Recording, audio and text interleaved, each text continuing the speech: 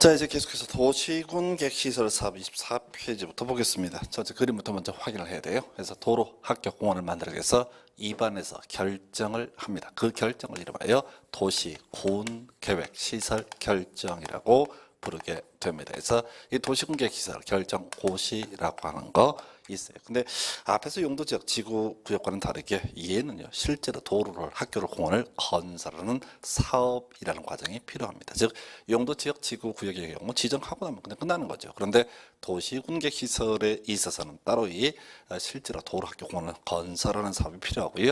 그러면 도시군객시설 결정 고시가 있을 때 사업에 착수할 수 있느냐라고 했을 때 없습니다. 자, 먼저 사업을 하려면은 시행자의 지정 문제가 발생되게 될 것이고, 시행자가 지정되게 되면 시행자는요, 실시 계획이라고 하는 것을 작성을 하게 됩니다. 그리고 이걸 확정 짓는 것을 실시 계획의 인가 고시라고 부르게 됩니다. 그래서 실시계획 인가 고시라는 표현을 쓰게 돼요. 그래서 이게 이제 전체 절차인데, 자, 결론적으로 알아야 될 것은 실시계획 인가 그리고 고시라는 과정이 있으면 이때부터 착공을 할 수가 있다. 즉 도시군계시설 결정 고시가 있다고 해서 착공할 수 있는 것이 아니라 실시계획 인가 고시가 있으면요 착공을 할 수가 있다. 이게 기본 구조예요.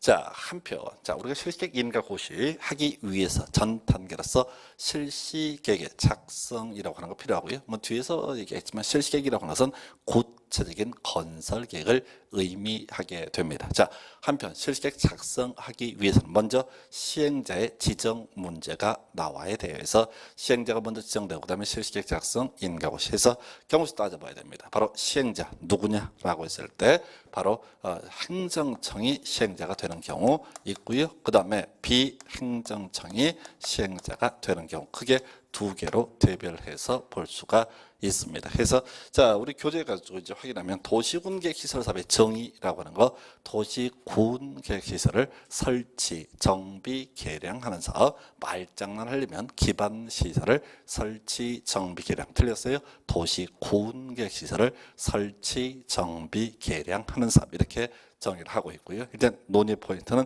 시행자 얘기죠. 자, 우리 입안 누가 있습니까? 앞에서 주민은 입안할 수 없다. 행정청만이 입안할 수 있다라고 했어요. 그래서 구체적으로 뭐 특별시장, 광역시장, 시장 군수, 그다음에 도지사, 국토부 장관 등 얘들 다 묶어서 부를 때 행정청이라고 부르게 됩니다. 그래서 일반적으로 도시군계획시설 사업의 시행자는 행정청이 되는 것이 너무나 당연합니다. 이게 가장 기본적인 골격이 될 거예요.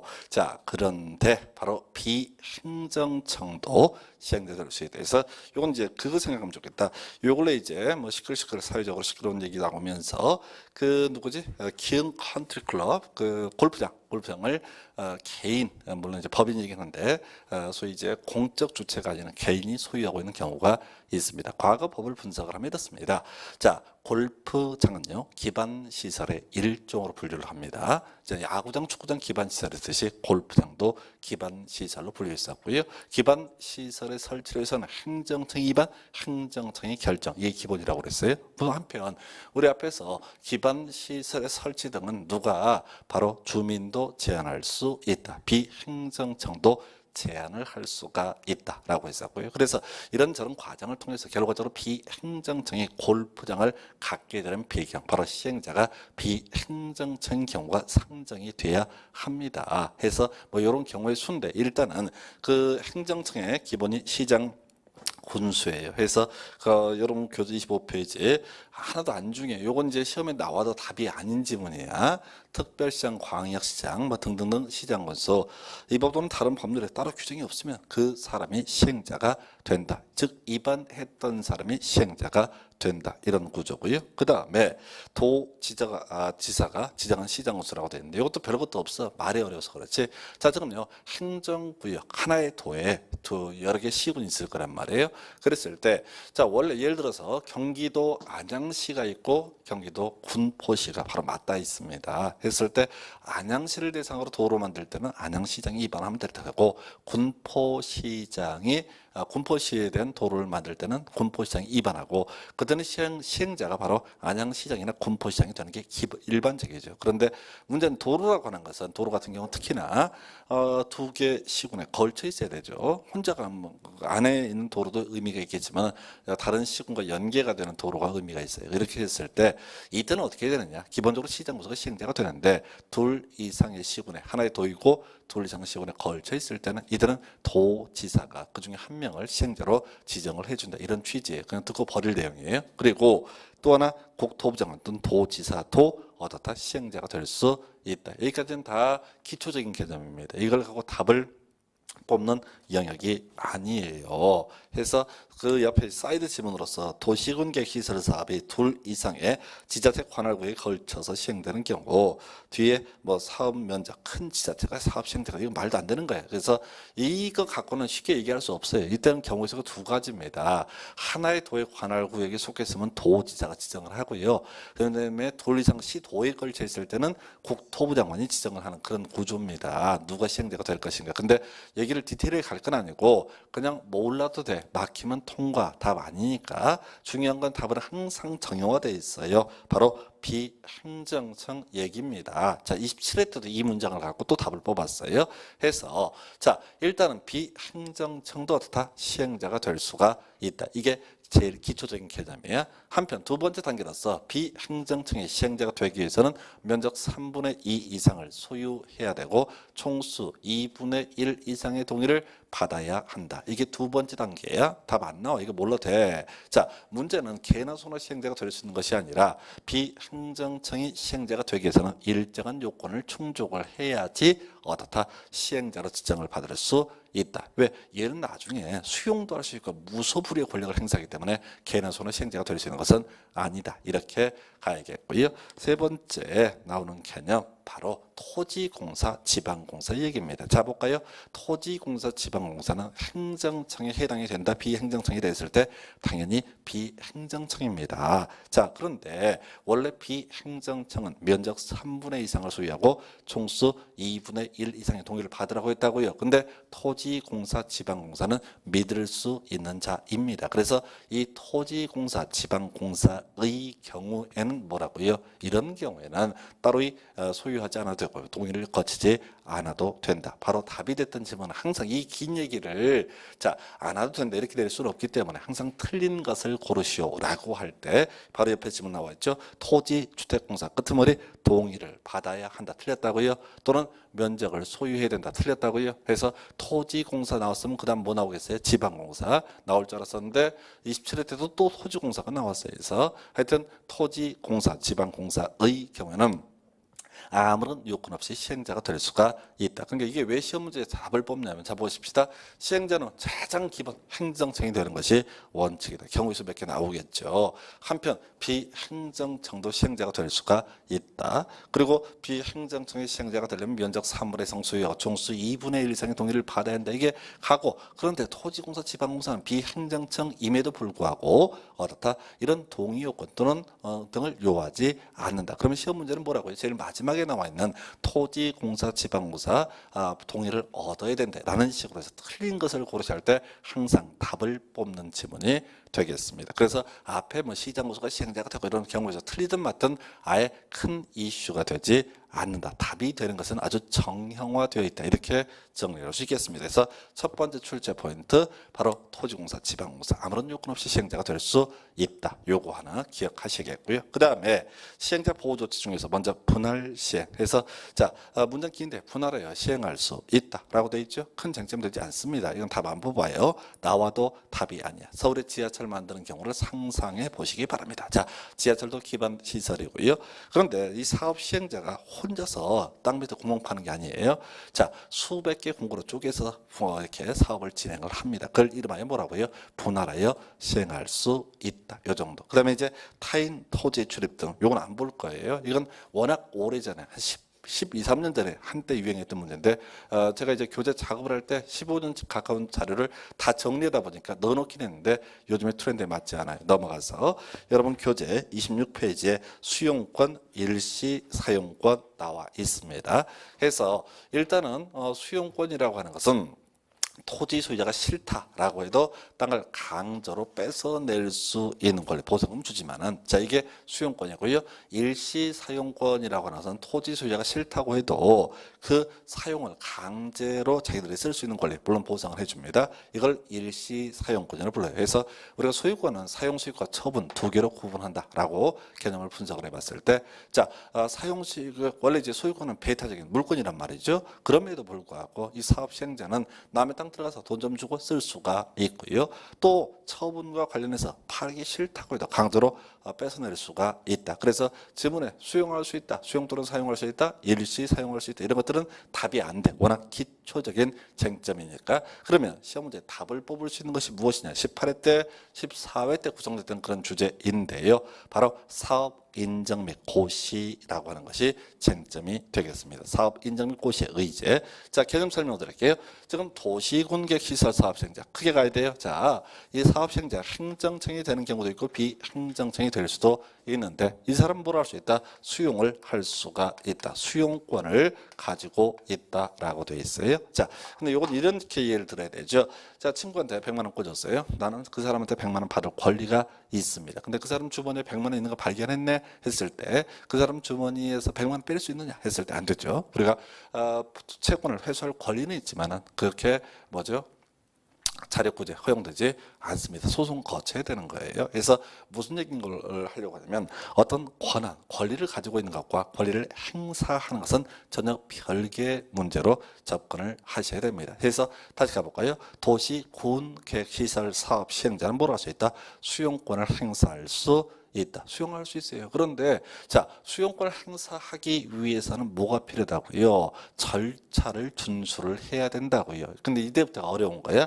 지금 이 수용권을 행사하기 위한 절차로서 뭐가 있냐면 사업 인정, 고시라고 하는 절차가 있습니다. 그래서 이 내용은 이제 배경 설명인데 소위 공익 사업을 위한 토지 등의 취득 및 보상에 관한 법률 이란 법을 보게 되면은 이런 법을 보게 되면은 수용을 하기 위해서는 사업 인정 고시를 받아야 한다라고 되어 있어요. 자, 그러면 사업 인정 고시는 뭐냐라고 했을 때 여기에는 공익이란 말이 생략이 되어 있는 겁니다. 그래서 이런 논리 구조예요. 내가 공익 사업을 한다. 그러면 수용권을 행사할 수 있다. 여기까지 기본이고요.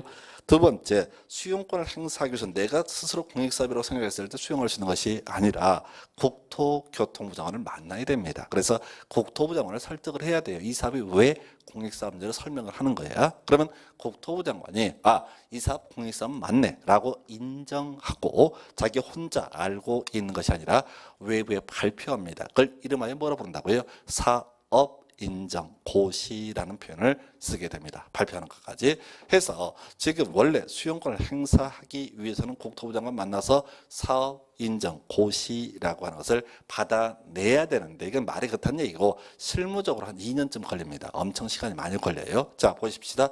도시군계 시설 사업에서 하기 위해서 자, 시행자가 실시계획 작성해서 인가 고시를 받았습니다. 그럼 이때부터 뭘 할 수 있다? 착공을 할 수 있다. 이렇게 논의 전제를 삼았어요. 근데 착공을 하려고 하는데 토지 소유자가 땅을 못 팔겠다라고 했을 때 너 기다려. 내가 국토부장관 만나서 이 사업 인정 고시 받아올 테니까 이런 것들 하게 되면 또 2년 동안 기다린단 말이야. 그래서 우리 법에서는 절차상의 특례 조항을 둬서 바로 자 실시계획의 고시가 있게 되면 어떻다? 사업 인정 및 고시가 있는 것으로 본다라고 하는 주제를 갖고 이렇게 구성을 하게 됩니다. 그래서 뭐라고요? 외울 게 뭐라고? 사업 인정 및 고시가 있는 것으로 본다. 이걸 외우셔야 된다고. 그 앞에는 뭐가 있어야 돼? 실시 계획의 고시. 자, 여기서 밑줄 굳이 그을 건 뭐라고요? 사업 인정 및 고시가 있는 것으로 본다. 이것만 외우시는 거야. 그리고 그 앞에 뭐가 있어야 돼? 실시 계획의 고시. 근데 외울 때 보통 실시 계획 고시 있으면 사업 인정 및 고시가 있는 것으로 본다. 이렇게 외우신다고. 그럼 뒤죠. 바로 옆에 지문 봐봐요. 자, 1번 지문 첫 번째 박스 도시군계획 시설에 대한 도시군 관리계 결정고시가 있는데 공익사업을 위한 토지 등의 취득 및 보상에 관한 법률에 따른 사업 인정 및 고시가 있는 것으로 본다 하고 해서 틀리게 뽑았다고요. 뭔 소린 거 아니? 이거 보면 왜 틀린지 몰라. 자, 거꾸로 가야 된다고요. 사업 인정 및 고시가 있는 것으로 본다라는 표현 앞에는 뭐만 있어야 오른편 실시 계획의 고시라는 것이 들어가면 오른편, 나머지 들어가면 어떻다고요? 틀린 편. 이렇게 단순화시키시라고. 그래서 공부를 할 때도 외울 때도 사업 인정 및 고시가 있는 것으로 본다라는 표현 앞에는 뭐가 있어야 한다? 실시 계획 고시. 그리고 그보다 더 중요한 것은 거기까지 외울 수 있는데 수험생들이요 뒤부터 보는 훈련을 해 주셔야 됩니다. 뒤부터 만약에 사업 인정 및 고시가 있는 것으로 본다. 이거부터 먼저 외웠다라면 그 옆에 있는 지문이 틀렸다는 사실을 알아요. 근데 앞에서부터 듣도 보도 못한 얘기를 쭉 읽다 보면 저희가 뭔 얘기를 하는지 감을 못 잡아요. 그래서 거꾸로 보는 훈련, 사업 인정 및 고시가 있는 것으로 본다라는 표현 앞에는 뭐가 필요하다? 실시 계획의 고시. 그래서 좀 오래전이긴 한데 작년에 도시개발법에서 유사한 주제가 출제가 됐었거든요. 충분히 또 나올 만한 주제가 아닌가 싶습니다. 거꾸로 가는 훈련들 필요하고요. 그다음에 행정심판 얘기 볼 텐데 그 이제 색깔 입혀져 있는 게 자 행정청이 아닌 자, 아닌 시행자 바로 지정한 자에게 행정심판을 제기해야 된다라고 나와 있죠. 이 설명이 엄청 긴데 자 일단 기본 개념을 설명드릴게요. 자 지금 도시, 군, 계획시설 사업 시행자 행정청인 경우도 있고 비행정청인 경우도 있습니다. 그리고 이런 시행자는 소위 수용권 등을 행사할 수 있습니다. 자 행정심판 얘기는 뭐냐면 이런 얘기예요. 먼저 우리가 이제 어떤 행정청, 도시공개시설 사업시행자 뭐 이런 사람들의 어떤 처분 등에 대해서 불만이 있다라고 했을 때 그 불만을 해결하기 위한 가장 일반적인 방법은 행정법원, 법원에 소송을 제기하는 게 일반적인 방법입니다. 근데 법원 소송이라고 하는 게 시간도 많이 걸리고 등등등 뭐 이런저런 이유가 있어서 좀 분쟁을 좀 쉽게 해결해 보자라고 해서 만들어진 개념이 행정심판제도입니다. 그래서 개념만 설명드리면 이런 식이에요. 자 시장군수, 도 밑에 있는 시장 군수가 어떤 처분을 했어요. 예를 들어서 내가 이제 주점을 하는데 미성년자 고용 혐의로 영업 정지 처분을 때리게 됩니다. 그러면 그거에 대해서 불만이 있으면 그보다 한 단계 위에는 도지사한테 가서 자 제가 나 미성년자 고용 안 했는데 했다고 해서 영업 정지 처분 때렸다. 억울함을 풀어달라. 이렇게 얘기하는 게 행정심판 얘기야. 서울로 치면 동작구청장이 내가 노량진에서 식당을 하는데 식품위생법 위반 뭐 벌레 나왔다 이거야. 그래서 영업 정지 처분을 또 때리고 지랄해. 짜증나게 안 나왔는데 자기 주장 안 나왔다는 거고 동작구에서는 나왔다고 보는 거죠. 그러면 그 억울함을 법원에 가는 것이 아니라 서울시장한테 가서 이의 제기하고 자기의 어떤 억울함을 토로하는 것을 행정심판이라고 부른다고 해요. 논리구조는 뭐냐면 기본적으로 행정심판이라고 하는 것은 한 단계 위에 있는 상급 행정기관에 가서 얘기를 하는 것을 가리켜서 뭐라고 한다? 행정심판. 자, 근데 문제가 되는 게 뭐냐면 바로 비행정청이 문제가 됩니다. 행정심판은 행정청의 처분에 대해서 불만을 제기하는 것을 행정심판이라고 부르게 되고요. 그것도 직권 상급 행정기관한테 그랬을 때 이 행정청이 아닌 시행자, 비행정청의 시행자도 수용권처럼 일정한 권한을 행사할 수 있다는 얘기죠. 행정청이랑 똑같다고. 그러면 이 억울함을 누구한테 제기를 해야 될 것이냐라고 했을 때 이 사람을 사업 시행자로 지정해준 지정한 자에게 제기한다라는 이런 의미가 되겠습니다. 그래서 지정한 자에게 행정심판 제기한다. 그래서 나중에 도시개발법 가면 지정권자에게 행정심판 제기 이런 게 나오거든요. 옆에 지문 2개 나오는데 바로 볼까요? 1번 행정청이 아닌 도시군계시설 사업 시행자가 행한 처분에 대해서는 행정자 그 사업 시행자에게 행정심판을 제기한. 틀렸죠? 그 사업 시행자가 아니라 그 사업 시행자를 시행자로 지정해준 지정한 자, 지정이한테 행정심판을 제기한다. 해서 틀렸고요. 2번 지문이요. 도시군계시설 사업의 시행자가 행정청인 경우 자 없다라고 되어 있죠. 행정심판을 제기할 수는 없다. 없다는 거 틀린 거야. 그래서 지금 이제 본능적으로 자꾸 느끼셔야 돼. 없다라는 표현은 거의 다 틀린 표현이에요. 그래서 나중에 공부하시다 없다 중에 옳은 표현 있으면 그걸 따로 외우셔야 되고 잘 모르겠는데 없다라는 표현은 한 85% 이상의 틀린 표현을 구성을 하고 있습니다. 공법은 어차피 문제를 풀어간다는 느낌보다는 해자 찍어간다는 그런 느낌이 돼야 돼요. 그래서 뒤에 쓱 보라고 사업 인정 및 고시가 있는 것으로 본다라는 표현 앞에는 뭐가 실시 계획의 고시. 뒤에 쓱 보니까 없다 나와 있는데 얘는 틀릴 확률이 높다. 이런 식으로 이렇게 풀어가는 게 내용 다 몰라도 점수가 잘 나오는 방법이 되겠습니다. 그 정도로 행정심판 얘기까지 보셨고요. 그 다음에 실시 계획의 작성 및 인가 고시 얘기 별로 안 중요합니다. 그래서 여기는 전체 그림 얘기예요. 자 보십시다. 도시군계 시설 결정 고시가 있습니다. 그러면 시행자의 지정 문제가 발생하게 될 것이고요. 그리고 나서 이 시행자가 정해지게 되면 시행자는 구체적인 건설 계획을 작성을 하게 됩니다. 이걸 실시 계획이라는 표현을 써요. 근데 법조문에는 자세한 얘기를 안 하고 있지만 뉘앙스상 도로 하나 만듭시다. 이게 입안. 그래 도로 하나 만들어줘. 결정고시. 그 결정고시를 도시군계 시설 결정고시를 불렀었고 그 다음에 이제 실시계획 작성이라는 건 뭐라고요? 구체적으로 이러이러한 도로를 만듭시다. 그래, 그런 도로를 만들어. 이게 실시계획 인가 고시에 관한 개념이 되겠습니다. 법이 뭐 따로 설명 안 하고 있는데 뉘앙스로 판단을 해야겠고요. 해서 실시계획 작성 보니까 사업 시행자 실시계획 작성해야 된다. 그리고 분할해서 작성할 수 있다. 뭐 특별한 쟁점 안 돼요. 앞에서 우리 분할하여 시행할 수 있다라고 했었죠. 분할 시행하는 경우에는 실시계획을 작성함에 있어서 분할해서 실시계획 작성할 수 있다. 이런 개념이에요. 질문을 툭툭 던져주는 질문들이고 답이 아니에요. 두 번째 실시계획 인가라고 해서 국토부 장관 시도지사의 인가를 받아야 한다라고 되어 있죠. 뭐 따로 외울 것도 아니고 이건 이런 거죠.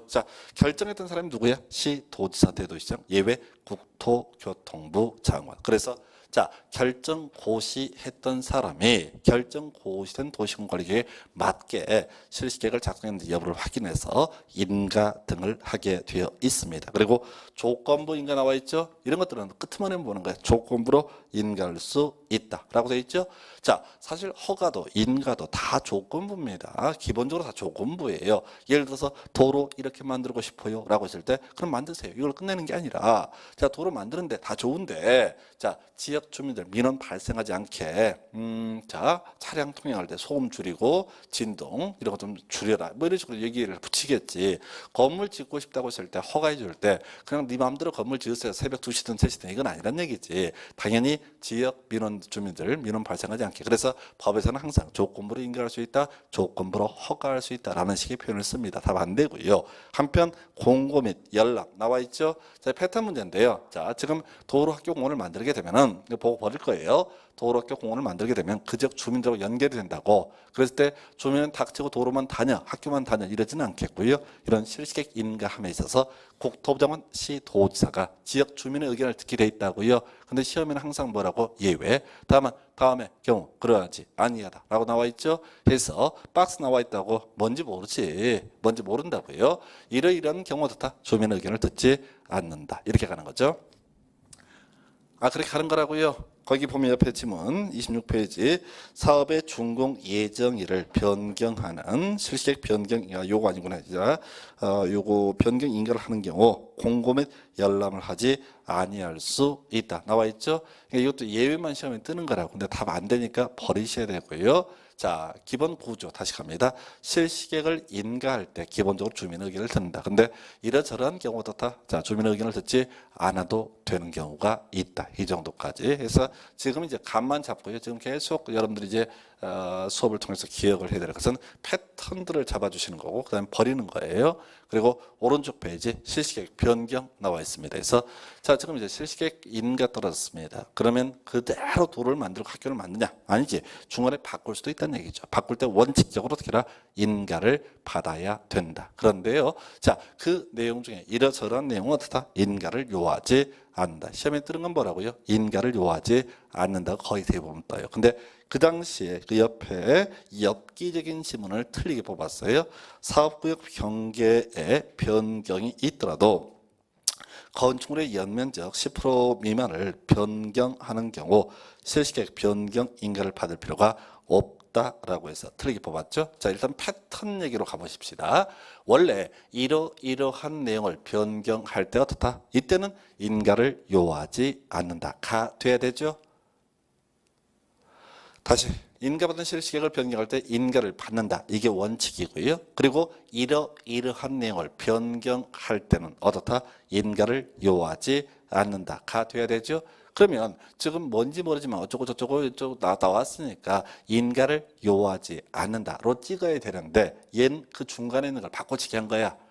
경계 변경을 제외한다라고 한 걸 포함해 이렇게 법조문을 어떻게 경계가 변경이 있을 때 이렇게 하고 해서 틀리게 뽑았다고요. 이 집은 엄청 꽈는 거라고요.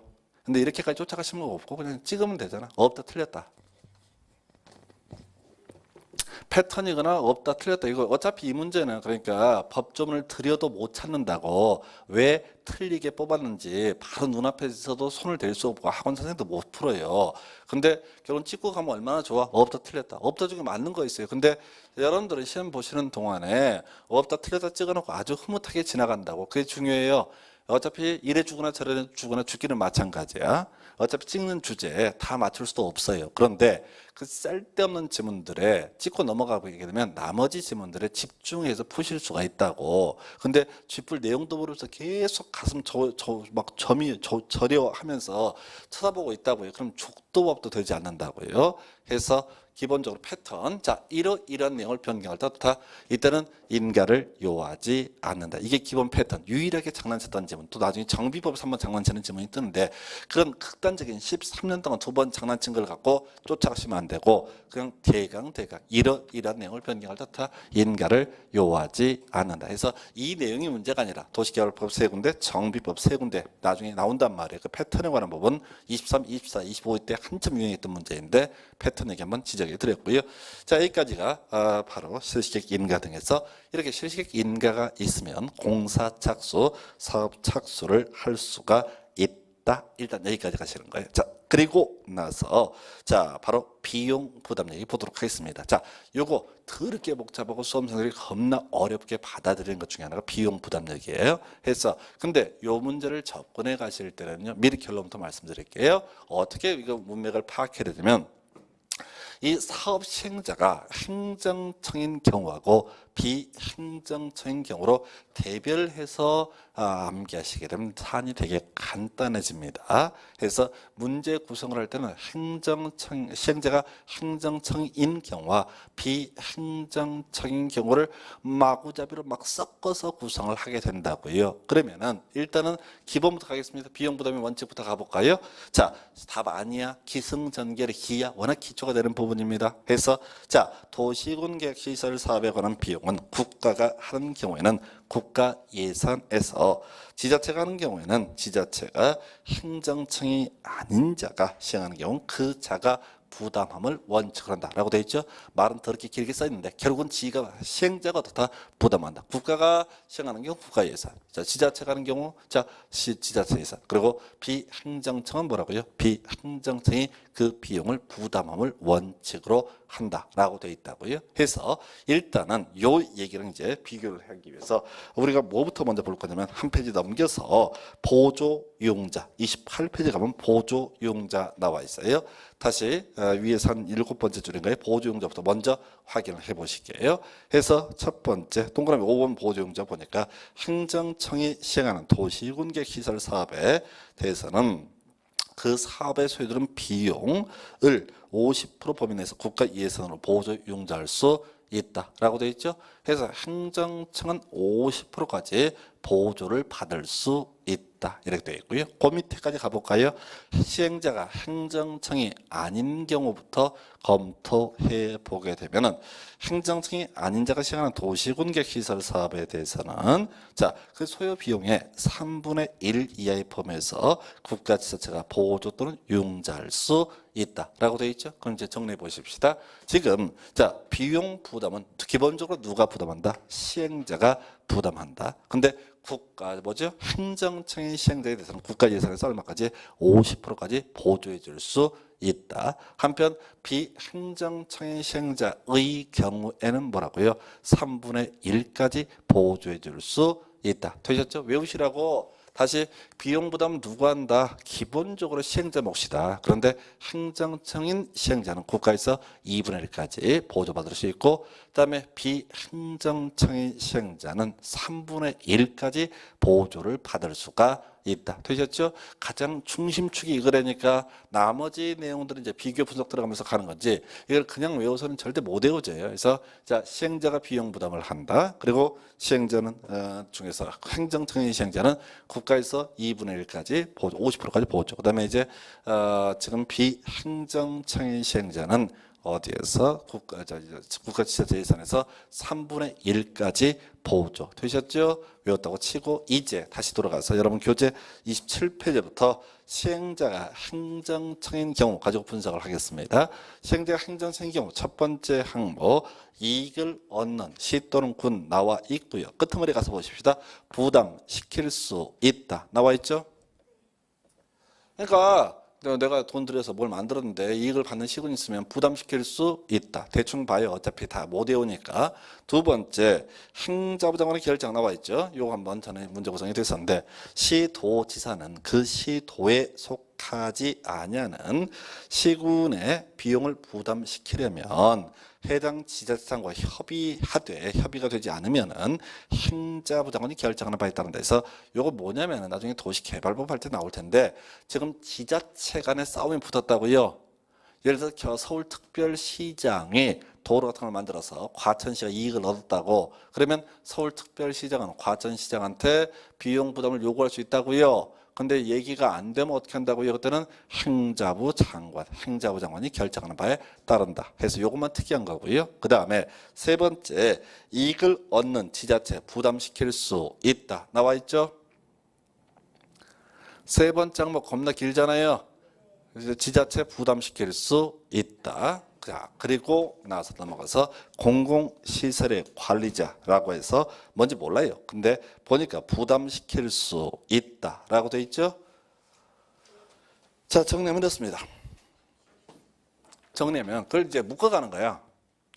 행정청인 시행자의 경우에는 일단 자기가 비용 부담을 해야 되는 게 원칙. 근데 국가에서 50%까지 보조를 받았었죠. 그리고 이익을 얻는 시군, 공공시설 관리자 등등등한테 부탁을 하고 비용 부담을 요구할 수 있다고요. 니들도 이익 보니까 돈 좀 토해내 라고 할 수 있다고요. 자, 여기까지가 공부한 내용이에요. 그러면 이제 결국은 이때는 행정청인 시행자와 비행정청인 시행자를 비교를 해야 된다고요. 비행정청인 시행자는 비행정청인 시행자가 비용 부담한다.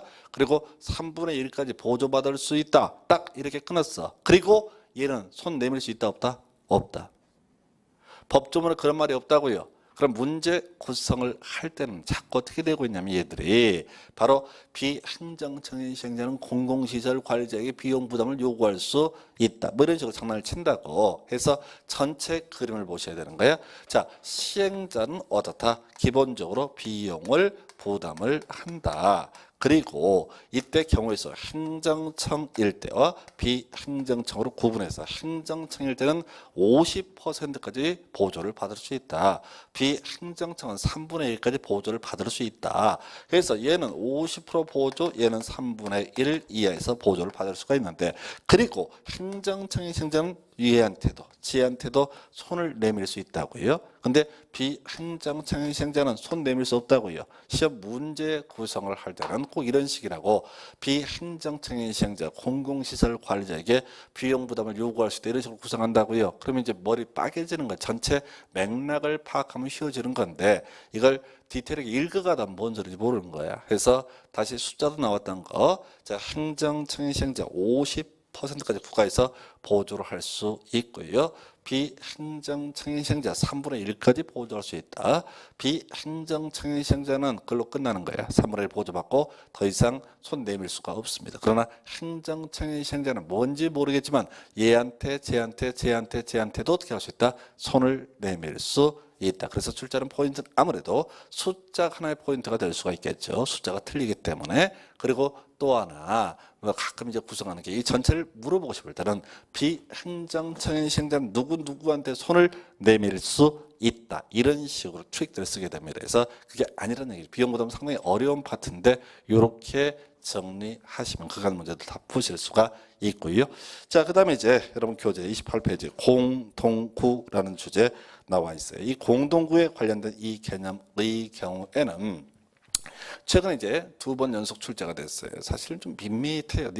왜 이걸 왜 내는지 모를 정도로. 그래서 사실은 이 문제 두 문제 다 최근 문제 나왔던 거 그냥 틀리라고 내는 문제 전형으로 평가를 할 수 있습니다. 많은 서도 뭐 이제 수험생 입장에 방법이 있네요. 연속 2번 냈으면 준비를 하는 수밖에 없습니다. 기본 구조부터 확인하겠습니다. 자, 공동구 거의 의 나와 있는데 뭐 시험에 나오지도 않죠. 그래서 땅 밑에 전선, 가스관 등을 쳐넣기해서 만드는 큰 구멍을 가리켜서 공동구라고 부르게 됩니다. 그래서 일단 출발점에 있어 가는 거예요. 공동으로는 뭐가 된다? 기반 시설의 일종이다. 이렇게 가야 될 것이고요. 기반 시설의 설치 등을 위해서는 소위 입안에서 결정하는 과정을 거쳐야 된다. 그죠? 그 다음에 시행자 지정되고요. 시행자가 실시계획 작성해서 인가, 고시 등의 과정을 거쳐서 바로 공동구라고 하는 거 설치 사업을 할 수 있다. 자, 그런데 왜 법에서 공동, 기반설이 아까 55종이었었는데 왜 공동구는 따로 법에서 규정을 하고 있느냐? 따로 규정할 만한 이유가 사실 있기는 있어요. 예를 들어 봅시다. 도로 만들었어요. 도로 만들면 어떻게 돼요? 자, 도로 공사까지 했다고 쳐요. 그럼 끝나는 거야. 뭐 다니든 말든 알아서 하는 거지. 그 지역 주민들이 그 도로를 타든 말든 그건 상관없고 그냥 도로 만들면 끝나. 학교 만들어요. 그러면 학교 만들면은 그냥 그걸로 끝나는 거예요. 애들이 학년기가 되면 다른 법에 따라서 학교를 다니고 말고의 문제는 별개의 문제고, 자, 그냥 끝나는 거라고. 그런데 이 공동구는 땅 밑에 큰 구멍 파면 그걸로 끝나는 게 아니에요. 전선, 가스관 쳐 넣어야 되잖아요. 아무 때나 전선 뭐 회사에서 전기회사에서 우리 전선 천을 낸다고 마음대로 천을 쓰는 게 아니라고. 그래서 이 공동구는 다른 기반시설과 좀 달라요. 또 하나 공동구는 엄청 비용이 많이 들어가고요. 게다가 그 공동구를 설치함으로써 전선 가스관 얘들도 이익을 보거든. 그래서 비용 토해내야 되는 그런 문제가 발생합니다. 그래서 앞에서 기본적으로 비용 부담 다 누가 한다? 시행자가 부담한다라는 전제하에서 얘는 따로이 규제할 필요가 있기 때문에 우리 법에서 따로이 규정을 해놓고 있습니다. 그래서 미리 결론 딱 한 가지만 정리하면 다른 것은 자 공사 끝나게 되면 그걸로 끝나는데 이 공동구는 소위 공동구 점용공사라는 개념이 필요하다고요. 그래서 땅 밑에 구멍 파놓으면은 전선, 가스관, 수도관 만든 회사에서 거기다가 다 수용을 자 집어넣어야 되는 그런 문제가 발생한다. 그걸 이름하여 공동구 점용공사 또는 그런 주체를 공동구 점용 예정자 또는 공동구 점용자 이런 표현을 쓰게 됩니다. 그래서 먼저 의 공동구 땅 밑에 파놓은 큰 구멍을 가리켜서 뭐라고 한다? 공동구라 부른다. 이런 것들이 시험에 안 나와요. 자, 설치 의무 나와 있나요? 설치 대상 200만 이상의 법정사업 뭐 이런 것도 중요치 않아. 해서 일정한 경우에는 어떻다? 공동구를 설치를 해야 된다. 뭐 이런 게 있겠고요. 비용 부담 볼까요? 여기서부터 이제 가야 되죠. 우리 앞에서 비용 부담은 기본적으로 누가 부담한다? 시행자가 부담한다. 이거 뼈대 잡았단 말이에요. 그랬을 때 보니까 공동구 설치에 필요한 비용은 이 법 또는 다른 법률의 특별한 규정이 있는 경우 외에는 그 점용 예정자와 사업 시행자가 함께 부담한다 라고 되어 있죠. 해서 시행자만 부담하는 게 아니라 특이하게 얘는 누구도 공동구를 활용하게 될 점용 예정자도 비용 부담을 하게 됩니다. 자, 여기까지가 이제 기초적인 개념이고요. 이제 본론 들어가야 되죠. 자, 부담금 납부 통지에서 사업 시행자 공동구 설치가 포함되는 개발 사업에 실시계획 인가가 있으면 외에 지체 없이 점용 예정자에게 부담금 납부를 통지를 해야 된다 해서 자 다시 가보십시다. 실시계획 인가가 있어요. 그럼 공동구 만들기 확정이 됐어요. 그러면 누구도 비용 부담해야 되니까 점용 예정자도 비용 부담을 해니까 연락해줘라 라고 하는 것. 자 그리고 나서 점용 공사 있습니다. 점용 공사. 그럼 공동구 완성이 된 거예요. 그러면 각종의 뭐를 이 관련 시설 등을 공동관에 집어넣게 되는 것을 공동구 점용 공사라고 부르게 됩니다. 그래서 자 공동구가 설치된 경우에는 자 대통령령이 정하는 바에 따라서 공동구에 수용될 시설 모두 수용되도록 해야 된다라고 되고 다만 가스관 하수도관은 공동구 협의 심의를 거쳐서 수용할 수 있다라고 되어 있죠. 그럼 외울 게 이제 무조건 수용해야 되는 뭐죠? 기반사로 외울 게 아니라 바로 가스관 그리고 하수도관 이 두 개는 경우에 따라서 공동구에 안 넣을 수도 있다 이런 얘기거든요. 그래서 이게 지금 25회 때인가 이 문제가 구성이 돼서 아주 엿먹으란 문제인데 일단은 법조문의 구조를 보면 항상 예외 항목만 가지고 문제를 삼는다고 해서 어떤 도시에 공동구를 가게 되면 가스관 하수도관을 따로 빼놓는 경우가 있다. 이 정도의 개념으로 이해를 하셨으면 좋겠습니다. 그래서 좀 어려운 거고요. 그 다음에 이제 지금 이제 점용공사자 수용 의무 보셨고 그 다음에 점용공사 기간 등의 통지라고 해서 사업 시행자 공동구 설치 공사를 완료한 때 지체 없이 그 기간 등을 점용 예정자에게 통지를 해야 된다. 그래서 공동구 완성이 되면은 예를 들어서 자 지금 수도 전선 이 회사한테 연락을 해야 된다고요. 집어넣으라라고 하는 거 이게 바로 통지라고 하는 개념이 되겠습니다. 그럼 이 통지를 받은 점용 예정자는 와서 삽질을 해야 되겠죠. 그래서 그걸 점용 공사라고 부르게 됩니다. 그래서 자 공동구 점용 예정자는 점용 공사 기간 내에 공동구에 수용될 시설을 공동구에 모두 수용을 해야 된다. 뭐 예외 있는데 큰 쟁점 안 되고요. 그리고 마지막 쟁점. 자, 지금 종전 시설의 철거 등 이렇게 되어 있고요. 뒤에 도로 원상 회복하는 데서 뭐 큰 이슈는 아니고 이런 식이죠. 지금 전선을 공동구에 수용을 하게 됩니다. 그럼 점용 공사를 하게 되겠죠. 그럼 도로 파헤치겠죠. 그 과정에. 그럼 당연히 도로는 어떻게 하나 원상 복구를 해야 된다. 그리고 종전시설 철거는 이런 개념이죠. 기존에 옛날에 전봇대로 전기를 공급하던 지역이 있다 하십시다. 그러면 공동구 설치가 되면 이제 거기다 쳐넣어야 되는데 기존의 전봇대는 어떻게 하나 철거를 해라 라고 하는 것이 종전시설 철거하고 도로는 원상 복구를 해라 라고 해서 지문 나중에 한번 좀 확인해 보시고 이건 사실은 좀 지저분한 것들을 가지고 문제 구성을 한 그런 영역 25, 26회 때 구성이 됐었고요. 관리 자 큰 의미 없습니다. 지문 한두 개 나와 있는데 큰 의미를 가질 수는 없겠고요. 그 다음에 이제 장기 미집행 도시군객 시설 보증 배치 청구 잠시 쉬었다가 여기서부터 이어서 가도록 하겠습니다.